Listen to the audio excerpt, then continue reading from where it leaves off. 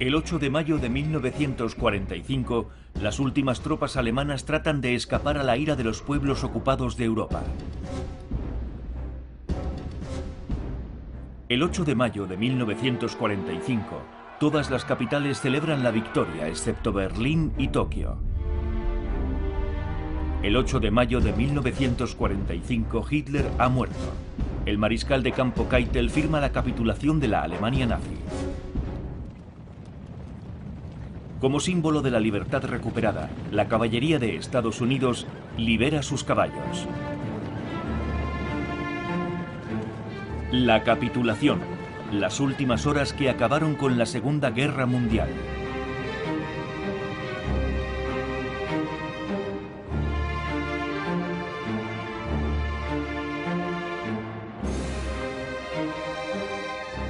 Abril de 1945. La Alemania nazi está siendo atacada por ambos frentes. En el este, el Ejército Rojo avanza hacia el Elba, la última línea de resistencia. Los alemanes se retiran desde la otra orilla del río para escapar de las represalias de los rusos, quienes han sufrido 20 millones de muertes en esta guerra implacable contra los alemanes. Uno de los problemas sin resolver entre los alemanes y los aliados permitiría que un máximo de alemanes escapara a esta venganza.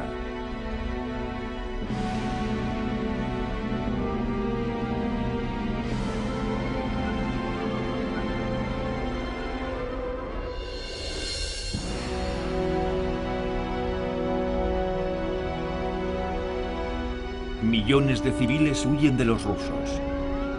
Los rumores son abundantes.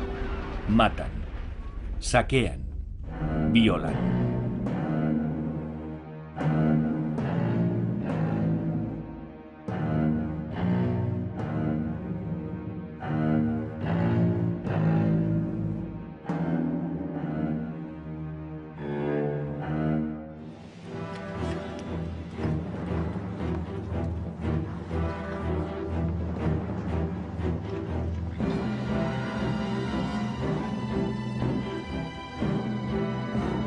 El otro problema tiene que ver con Berlín. ¿Quiénes llegarán primero? ¿Los británicos al norte, los norteamericanos en el centro o los franceses al sur? Los aliados occidentales atacan con ferocidad a los fanáticos. Las SS ahorcan a los desertores donde los aliados puedan descubrirlos. Las fuerzas alemanas resistirán hasta el amargo final.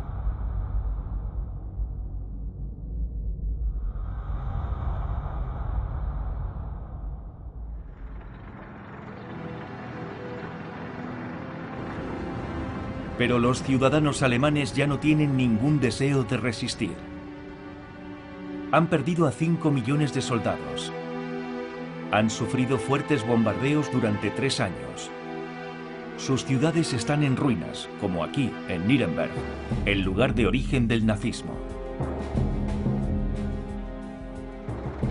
El nazismo debe acabar. Los aliados tienen un objetivo prioritario: su rendición incondicional.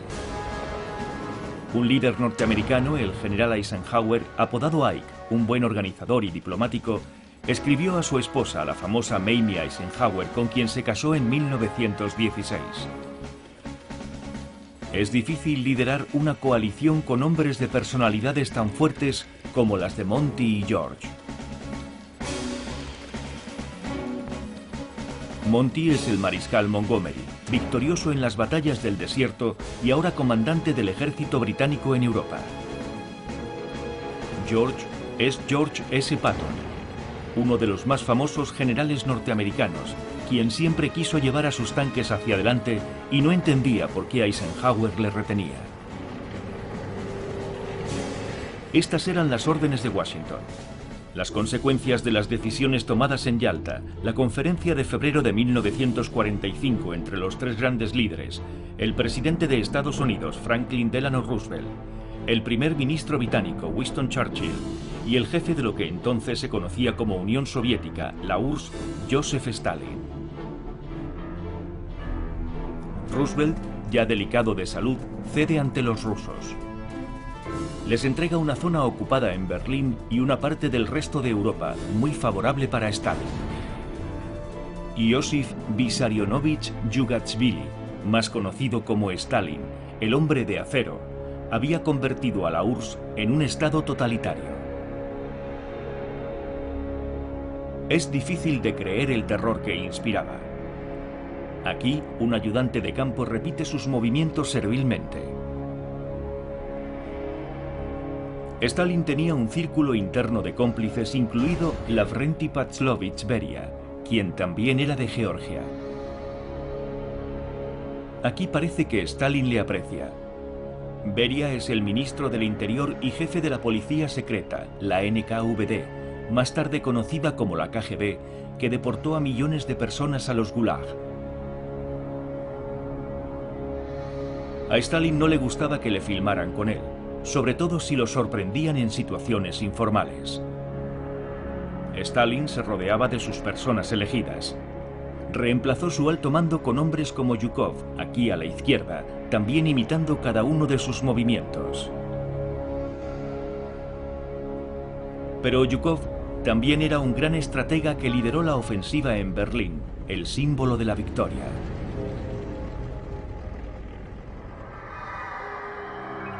Durante su avance, los soviéticos descubrieron el horrible mundo de los campos de concentración de Hitler.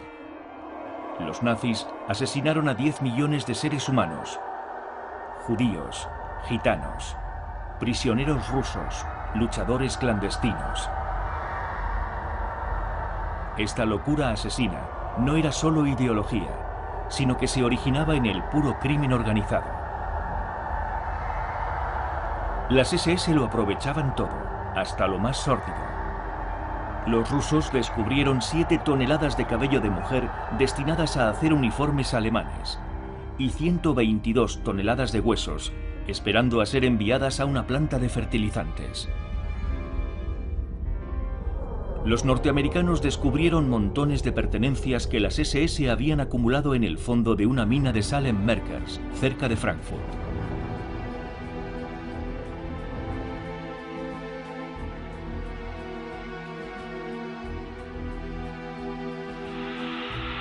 Pilas de dientes de oro, anillos de boda, 8.000 lingotes de oro, plata y platino, 1.000 sacos llenos de dólares, libras esterlinas y francos de oro.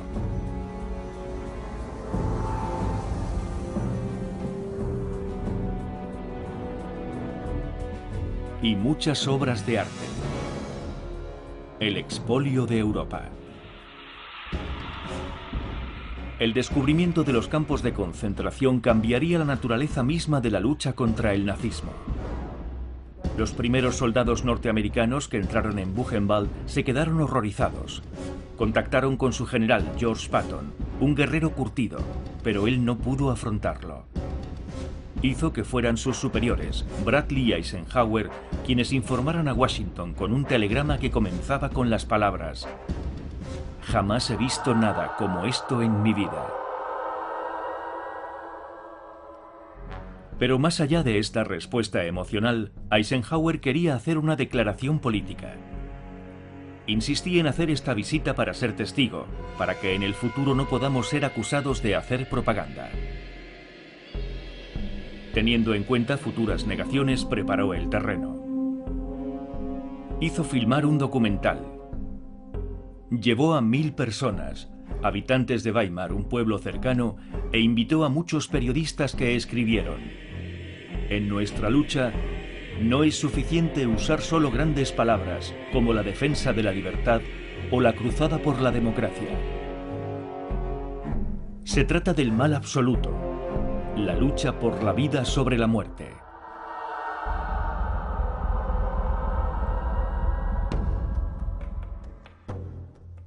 Los aliados.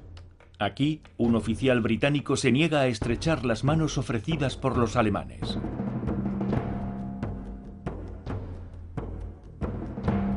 Los alemanes, obligados a enterrar a los muertos de los campos de concentración, cargarán con esta cruz durante mucho tiempo.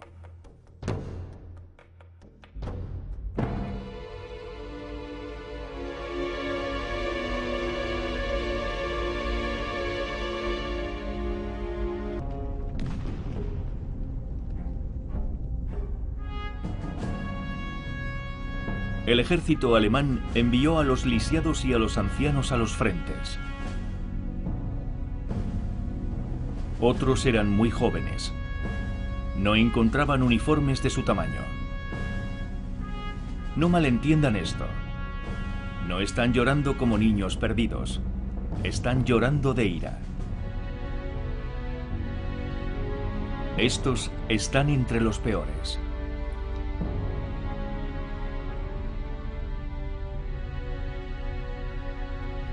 Todos los jóvenes alemanes fueron obligados a entrar en las Hitlerjugend, las juventudes de Hitler. Manipulados y adoctrinados por el odio desde la infancia, ya no son capaces de sentir ninguna piedad.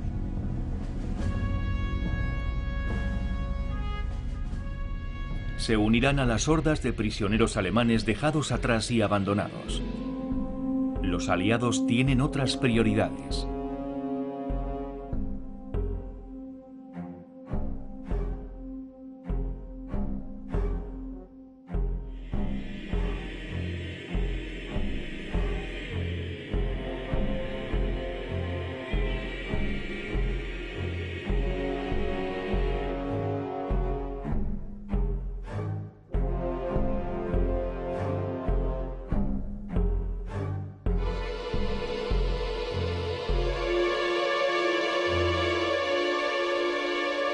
Su pesadilla continuará hasta mucho después de la guerra, sobre todo para aquellos que cayeron en manos de los rusos y los 750.000 que fueron asignados a Francia, que está en ruinas.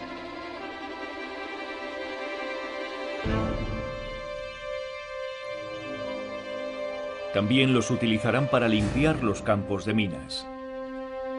Francia está infestada con millones de minas, en su mayoría colocadas por otros alemanes.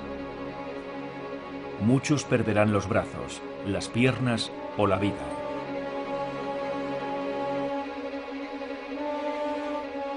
La limpieza de las minas, la reconstrucción o la reorganización de la política francesa son algunas de las tareas a las que se enfrenta el general de Gaulle, nuevo líder del gobierno provisional, cuya sede es el Ministerio de la Guerra, para dejar clara su prioridad, la lucha contra Alemania.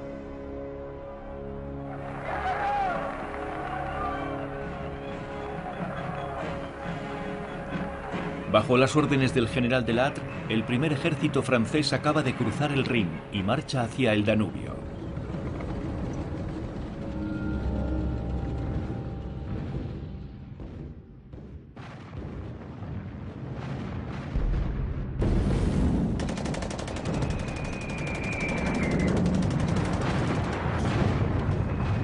Francia ha sido liberada, excepto en Dunkerque, Lorient, Saint-Nazaire, La Rochelle, Royan. Bastiones alemanes, bases de submarinos de las que los jefes nazis aún pueden escapar. Estos focos atlánticos están rodeados por los antiguos guerrilleros, mal equipados, mal armados, pero valientes y decididos. Les apoya la famosa segunda división blindada del general Leclerc, que ayuda a liberar Royan destruido por el bombardeo aliado, un acto criminal debido a su inutilidad. Este día, el 20 de abril, los prisioneros alemanes aún exhiben la mirada agresiva de aquellos que saben que Hitler sigue vivo. El 10 de abril de 1945 es su cumpleaños. Cumple 56 años. El ministro de propaganda, Joseph Goebbels, como es habitual en ese día, hace su transmisión radiofónica anual. Hitler, dice, será el hombre del siglo. Pronto Alemania será salvada y sus jardines florecerán otra vez. En este abismo de sufrimiento en el que nos encontramos ahora, mi ferviente deseo es que él siga siendo lo que siempre ha sido, nuestro Adolf Hitler. 25 de abril de 1945. Los norteamericanos desde el oeste y los soviéticos desde el este se encuentran en Torgau, cerca de Leipzig, frente a un puente destruido del Elba. Un pelotón de avanzada de la División 69 de Infantería de los norteamericanos se encuentra con los primeros elementos de la División 58 del GAR.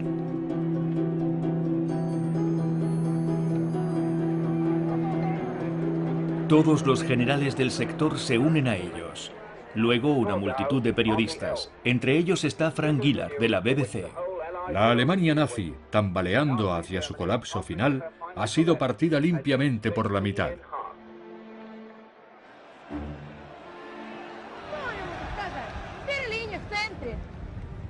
La próxima vez estaremos en la puerta de Brandenburgo, en Berlín. Los compañeros de armas siguen siendo compañeros, al menos mientras dure la nostálgica canción rusa o el baile continúe.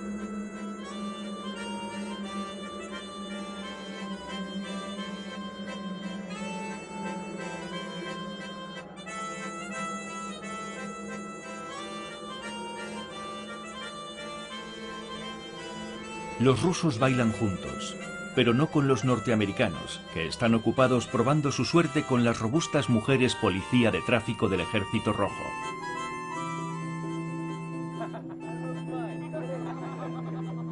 Los tanques soviéticos avanzan implacables.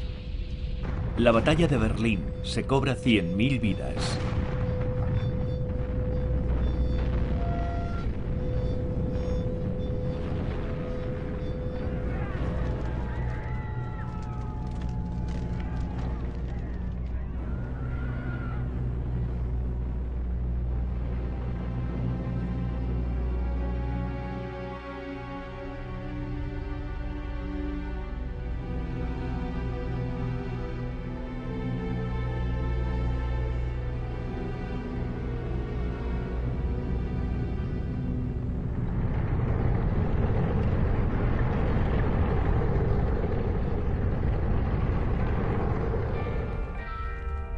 Por primera vez desde la invasión alemana del 22 de junio de 1941, los soldados soviéticos pueden relajarse.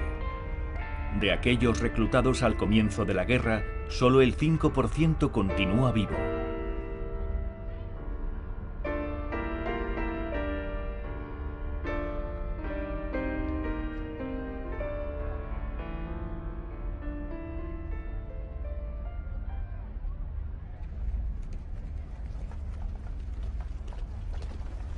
El tráfico lo dirigen ahora las mujeres soldado de Torgau.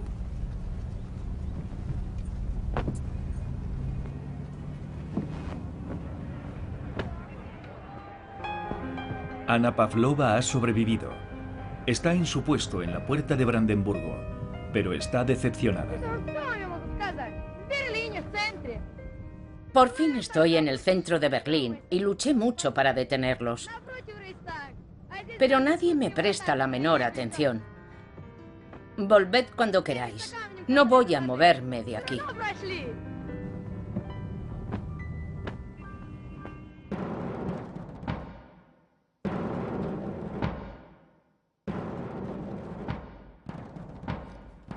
El mariscal Zhukov, que ganó las batallas de Moscú, Stalingrado y Berlín, camina por las ruinas del Reichstag, que era el núcleo político de Alemania.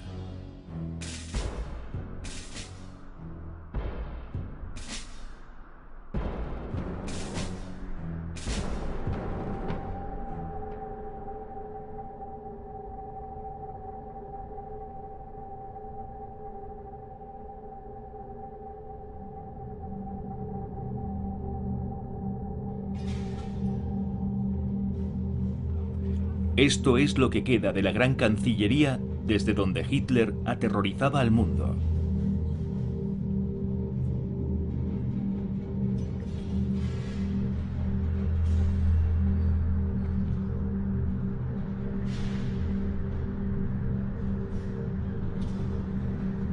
En medio de lo que una vez fue el imponente despacho de Hitler, está el famoso globo parodiado en la película de Charlie Chaplin, El Gran Dictador.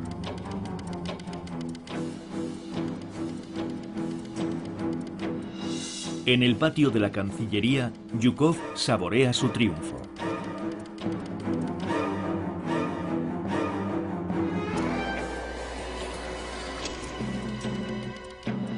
Está exactamente sobre el búnker en el que Hitler vivió sus últimos días durante la batalla de Berlín.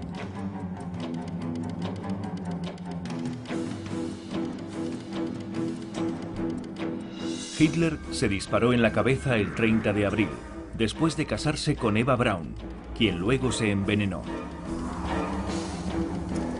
Hitler había dispuesto que se quemaran sus cuerpos. Los soviéticos capturaron al almirante Hans-Erich Voss, agregado naval del Führer. Estaba en el búnker.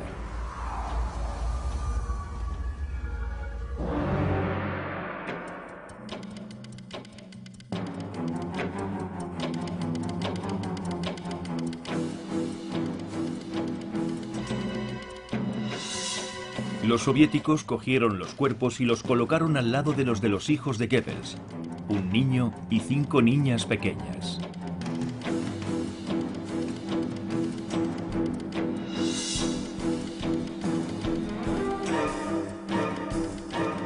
Fue su madre, la misma Magda Goebbels, quien los envenenó antes de que ella y su marido tomaran cápsulas de cianuro. Goebbels también había dispuesto que las SS quemaran su cadáver.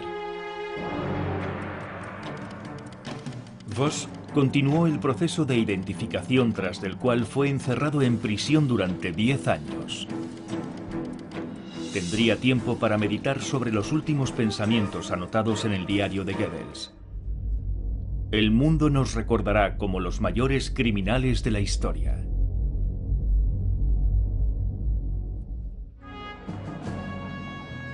Había que cambiar el nombre de las calles. Todas las ciudades y los pueblos alemanes tenían una Hitlerstraße. Los pintores de letreros iban a tener mucho trabajo.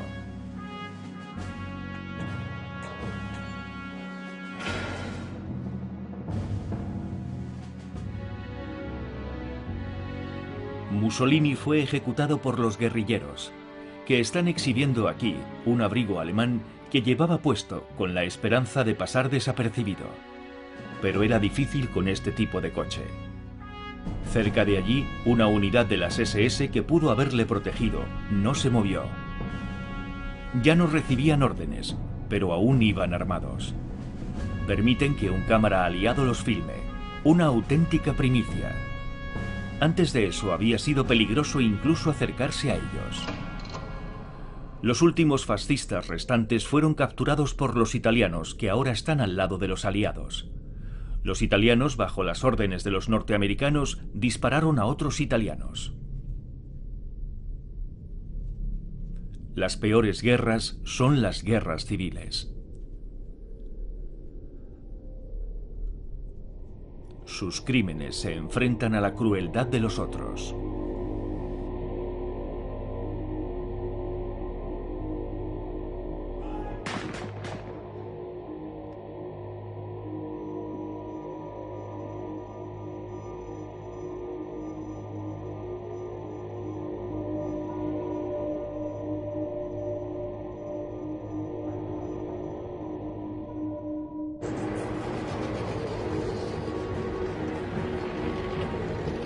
Las fuerzas británicas avanzan en el norte de Italia. Los norteamericanos vencen los últimos focos de resistencia.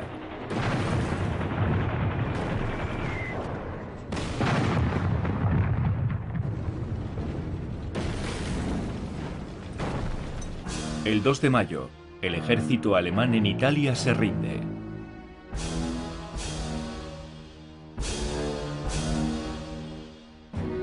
Al día siguiente, en Flensburg, en el norte de Alemania, el sucesor de Hitler, el almirante Dönitz, el antiguo jefe de los submarinos, convoca al último gobierno del Reich en esta universidad naval.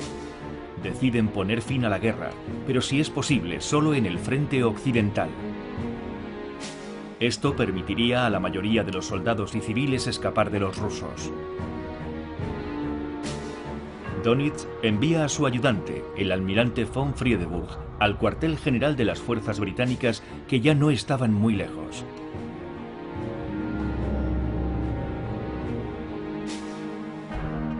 El 4 de mayo, Montgomery acepta solo una capitulación local de las fuerzas alemanas en Alemania del Norte.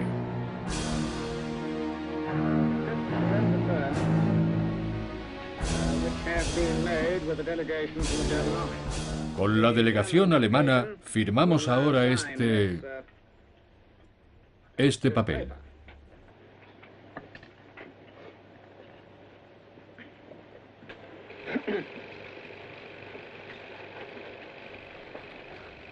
Este papel tiene muy poco significado para Montgomery, quien ha hecho que lleven a Friedeburg al cuartel general de las fuerzas aliadas en Reims.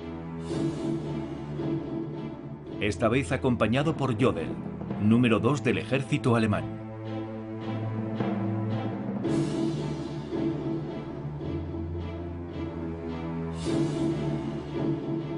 Jodl y Friedeburg tratan de nuevo de conseguir un alto el fuego.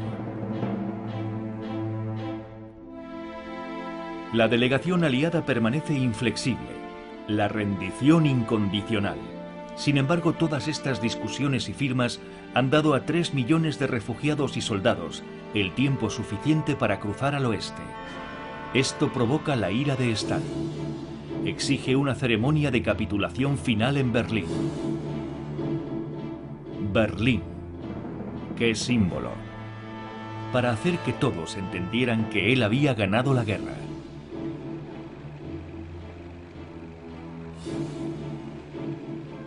Francia, representada por el general Seves, solo firma como testigo en Reims. De Gaulle quiere tener un mejor papel en Berlín. Se firma la capitulación. Alemania está derrotada. Entonces Jodl se pone en pie y dice en inglés: «Quiero decir unas palabras». Luego, con la voz quebrada por la emoción, continúa: «El pueblo alemán y su ejército están en sus manos. Espero que el vencedor nos trate con generosidad». «¡Qué osadía!», dice el general norteamericano Bedell Smith, pensando en la manera en la que los alemanes han tratado a sus víctimas.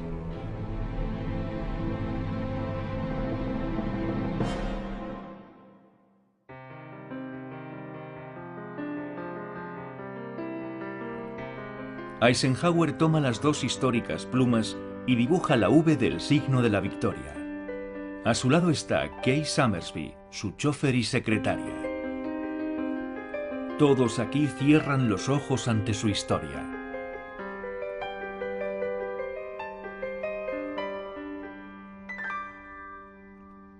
¿Ike va a divorciarse de Mamie y va a casarse con Kay?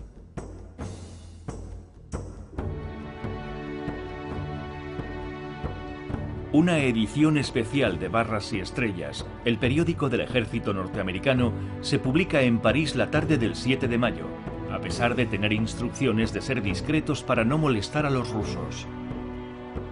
En los periódicos vespertinos de París acapara los titulares.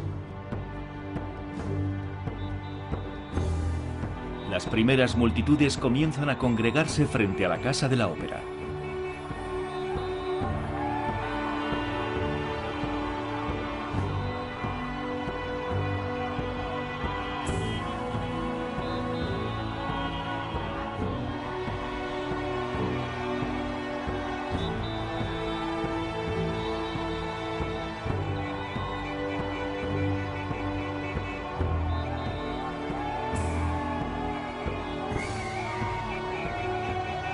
De manera espontánea agitan el retrato de Roosevelt, quien ha muerto unos días antes, en un gesto de agradecimiento hacia él. En Estados Unidos, las noticias de la capitulación alemana provocan un estallido de alegría entre los exuberantes neoyorquinos. El gobierno norteamericano, por otra parte, mantiene un perfil bajo, de nuevo para no molestar a Stalin, quien tanto quiere su propia celebración en Berlín. Los neoyorquinos lo entienden con rapidez y vuelven su atención a la gran noticia del día: el estreno de la película Salomé, dirigida por Charles Lamont y protagonizada por Yvonne de Carlo.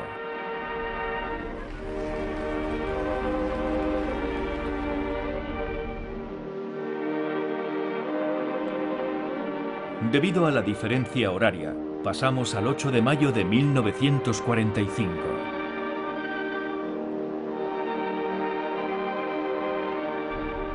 En París, desde el amanecer, miles de esposas esperan frente al principal punto de encuentro de los prisioneros de guerra franceses repatriados desde Alemania.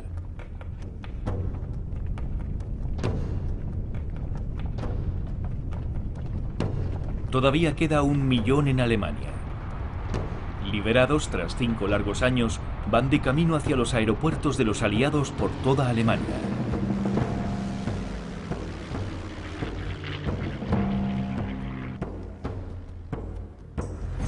Eisenhower ha tomado la decisión de organizar un enorme transporte aéreo.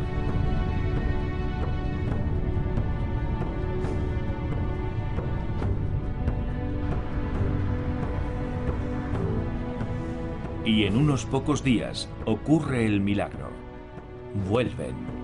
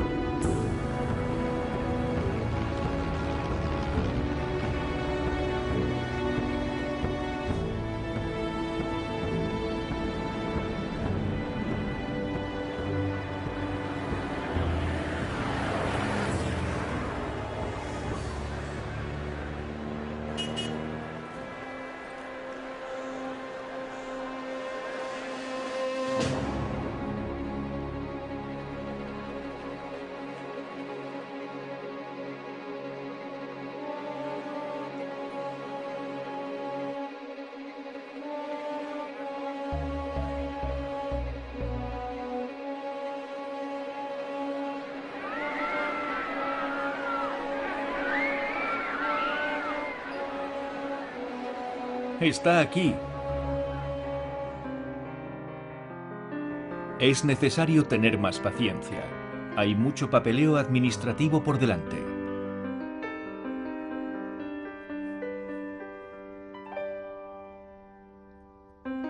Los deportados llegan con su uniforme de rayas. Tardarán años en olvidar el horror y los sentimientos de vergüenza. Enfermedades graves como la tuberculosis continuarán haciendo estragos en ellos durante mucho tiempo.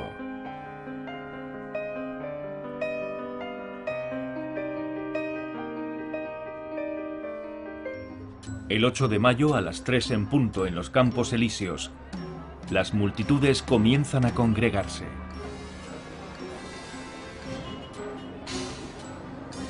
Viene el general de Gaulle. No quiere esperar a la firma final para dirigirse a su pueblo. El de hoy será un discurso histórico, retransmitido en directo desde la Plaza de l'Étoile. Más tarde será conocida como Plaza Charles de Gaulle. Se ha ganado la guerra. Es la victoria de las Naciones Unidas. Y es la victoria de Francia. El enemigo alemán acaba de capitular ante los ejércitos aliados del oeste y del este, mientras que los destellos de la gloria vuelven a iluminar de nuevo la bandera. La patria consagra su pensamiento y su amor a aquellos que han muerto por ella.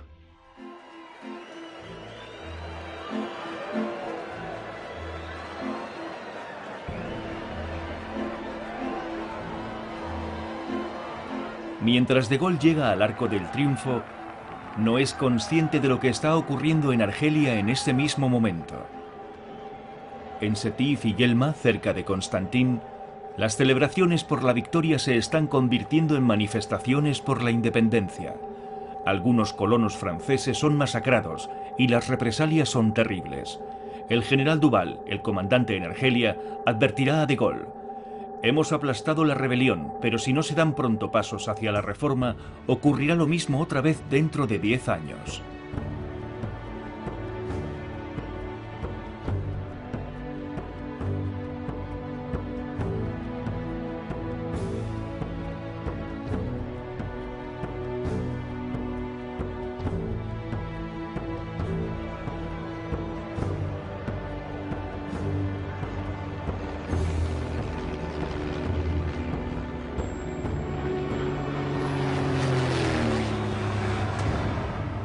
En Londres están ocupados despejando las ruinas de los bombardeos alemanes.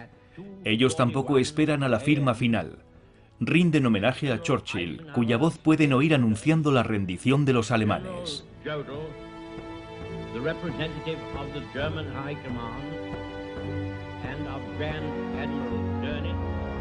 Churchill, quien ha salvado a Inglaterra y quizá al mundo al detener a Hitler en el peor momento de la historia.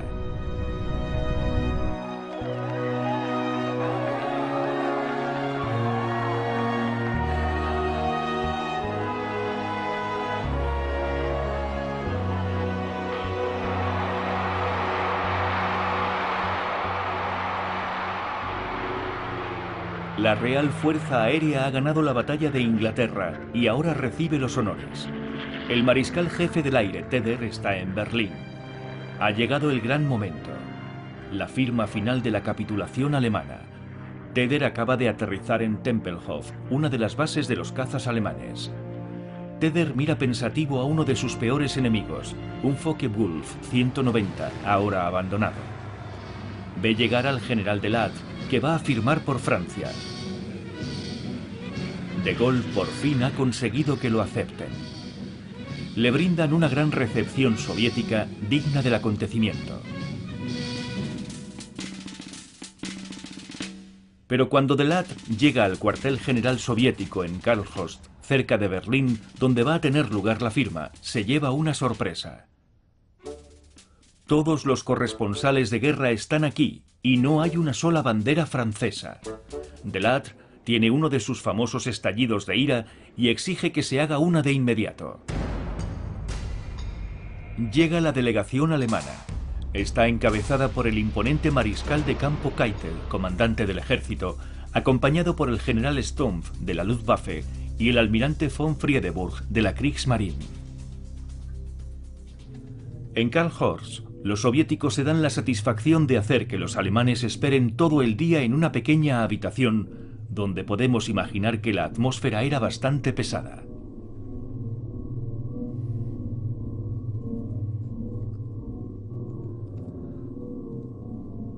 Keitel, al que concedieron la medalla de oro del partido nazi, era despreciado por los generales alemanes debido a su estupidez y su actitud servil hacia Hitler. Y aquí está, en manos de los rusos. El almirante Friedeburg, quien ya se había rendido ante Montgomery y Eisenhower, se enfrenta a la idea de rendirse por tercera vez. Zhukov inicia la ceremonia. Keitel entra haciendo un saludo teatral. Nadie responde.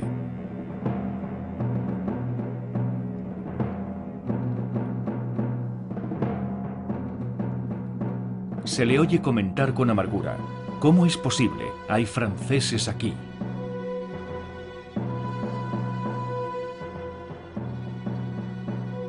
Luego intenta hacerles creer que está leyendo el texto de la capitulación por primera vez. Esto exaspera a Zhukov, quien deja claro que Keitel no tiene muchas opciones.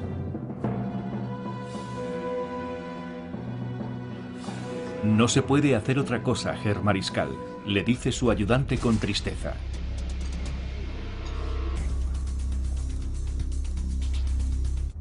Keitel será ahorcado en Nuremberg.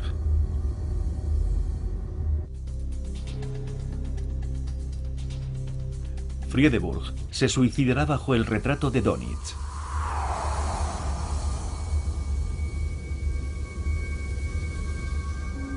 En Flensburg, el último gobierno del Reich se da por finalizado. Dönitz, el sucesor de Hitler, pasa 10 años en prisión. Albert Speer, el arquitecto de la Cancillería, ministro de Armamento, 20 años. Jodl es ahorcado. Para marcar esta ocasión histórica, Zhukov invita a todos los participantes a un banquete, por supuesto con mucho caviar y vodka para brindar por Stalin.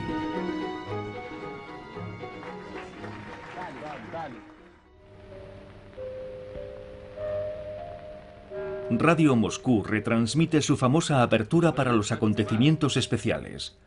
Habla Moscú, dice el locutor estrella Yuri Levitan.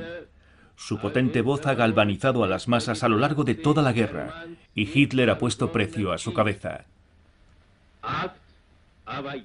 Levitan grita: hoy, por medio de una sangrienta batalla, la tierra de los soviets ha salvado a la civilización del fascismo alemán. El noticiero soviético muestra las celebraciones en la aldea natal de Stalin. El primer brindis es por el camarada Stalin, quien ha derrotado al fascismo.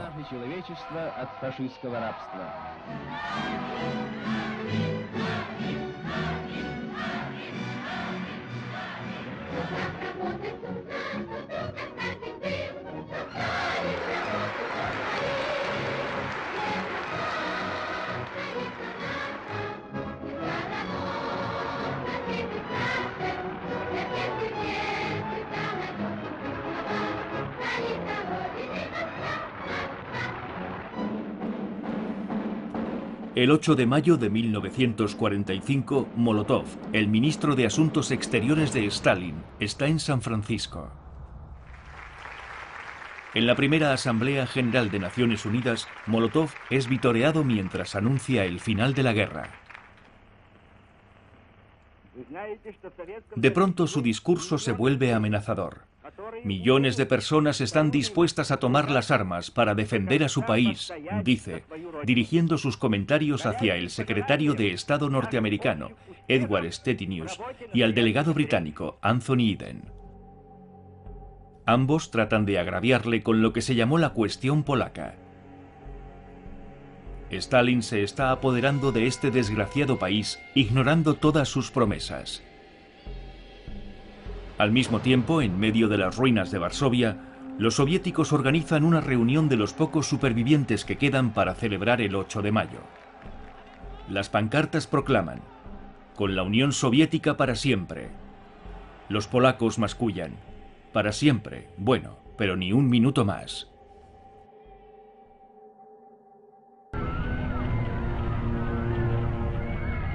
Praga está sublevada contra los ocupantes alemanes, quienes tienen que contraatacar a pesar de la rendición general. Los checos están luchando antes de que lleguen los rusos. Quizá los norteamericanos llegarán antes que ellos.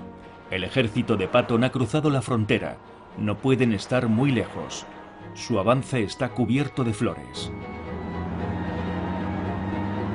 Pero el general Marshall en Washington expide una orden a Eisenhower para que detenga a Patton y permita a los soviéticos tomar Praga.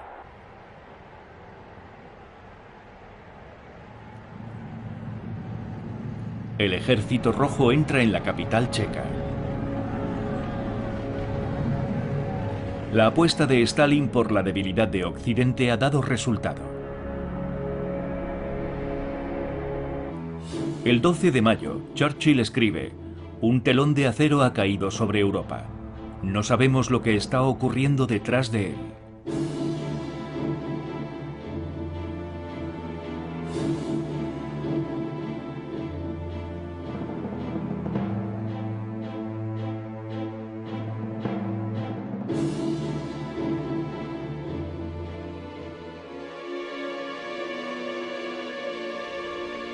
Lavrent Beria, el jefe de la policía de Stalin, llega a Berlín. Su primera visita es a las ruinas de la Cancillería.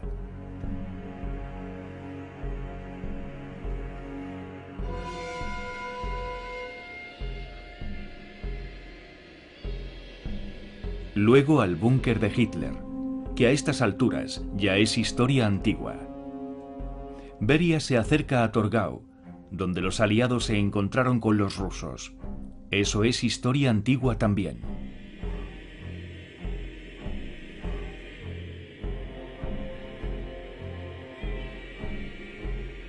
Aquí, en Torgau, Beria organiza la construcción de un campo de concentración llamado Campo Especial número 8.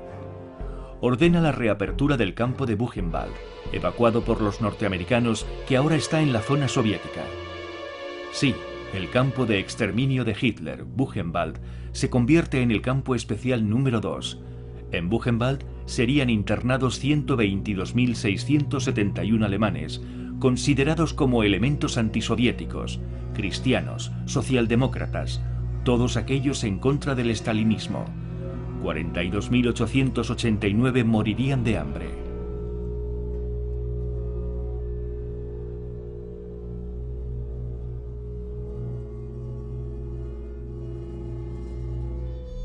La URSS exige la repatriación de los prisioneros de guerra soviéticos en Alemania que habían sido liberados por los aliados. Muchos tienen miedo de regresar. Sería mejor para ellos que los hubiesen matado a que se hayan rendido. Algunos intentan suicidarse, como este que se ha hecho cortes en el pecho.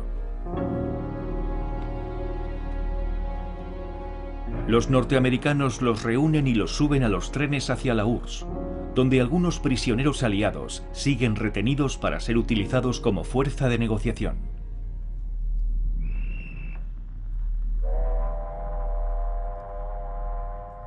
Los prisioneros soviéticos serían deportados a los Gulag.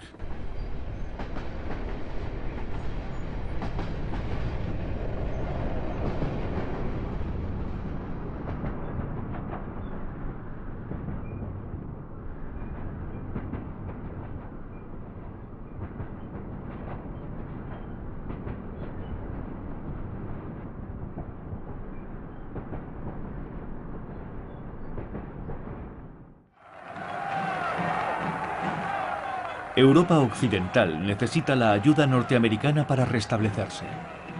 De Gaulle, cada vez más amistoso con Estados Unidos, concede la Medalla de la Liberación a Eisenhower, quien siempre tendría dificultades con este tradicional saludo francés.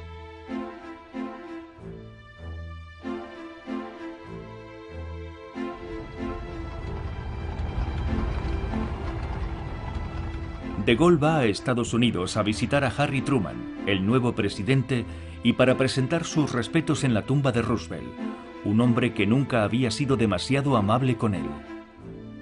Pero todo eso está olvidado. De Gaulle da un discurso en inglés. Es algo excepcional. Lo primero que quiero decir es gracias. Sin vosotros, el pueblo norteamericano, liderado por vuestros grandes presidentes Roosevelt y Truman, no habría habido un futuro para Europa, sino solo una esclavitud intolerable. En la gran tarea de organizar el mundo para la paz, los Estados Unidos tendrán que jugar un papel de liderazgo. Es el más serio deseo de Francia unir sus esfuerzos con los vuestros en un espíritu de confianza y amistad. Larga vida a los Estados Unidos de América.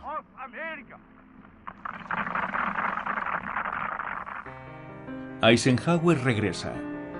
Es una vuelta triunfante a casa, pero también un poco triste. Mamie le está esperando y se lanza a sus brazos. Es el fin para Kay Summersby. El general Marshall, jefe del Estado Mayor del Ejército norteamericano, se había negado a la petición de divorcio de Eisenhower con este comentario: cuando tantos de sus soldados están llorando por estar lejos de sus familias, tal comportamiento es inaceptable. Los soldados regresan a bordo del Queen Elizabeth o el Queen Mary, que ahora hacen el viaje de Europa a Estados Unidos.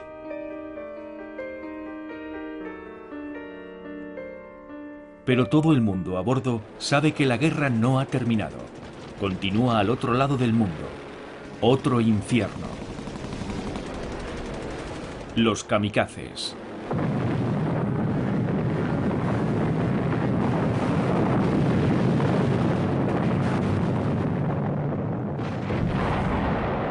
La sangrienta lucha en Okinawa.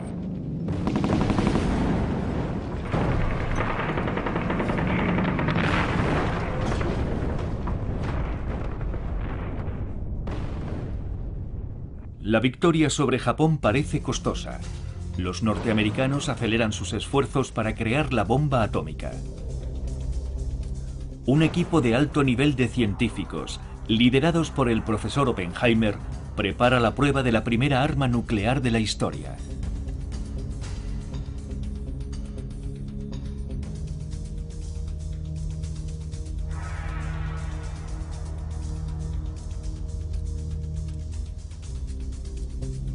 Pondrá fin a la guerra contra Japón.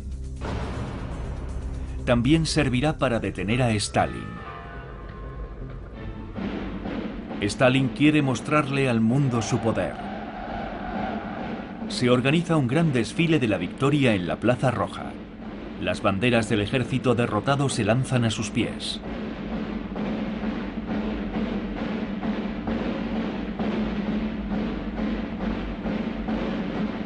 Ahora ya puede empezar la Guerra Fría.